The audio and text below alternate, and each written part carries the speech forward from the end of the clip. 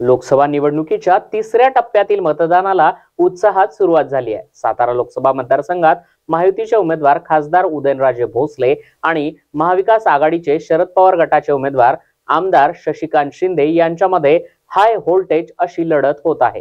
या लढतीकडे राज्याचं लक्ष लागून राहिलंय। दरम्यान खासदार उदयनराजे भोसले यांच्यासह त्यांच्या मातोश्री राजमाता कल्पनाराजे भोसले, पत्नी दमयंतीराजे भोसले यांनी सकाळी 7:07 अनंत इंग्लिश स्कूल मधील मतदान केंद्रावर मतदान केलंय।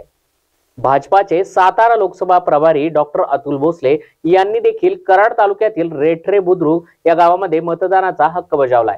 संपूर्ण सातारा जिल्ह्यात सकाळपासूनच मतदानाला सुरुवात झाली आहे। ज्येष्ठ नागरिक मतदानासाठी सकाळीच घराबाहेर पडल्याचं चित्र या ठिकाणी पाहायला मिळत आहे। त्यामुळे मतदान केंद्रांवर चांगलीच गर्दी दिसत आहे। दरम्यान सातारा जिल्हा प्रशासनानं संपूर्ण जिल्ह्यात 100 अशी युनिक मतदान केंद्र बनवली आहेत। या आकर्षक अशा मतदान केंद्रांमध्ये मतदार मतदानानंतर सेल्फीचा आनंद घेत आहेत।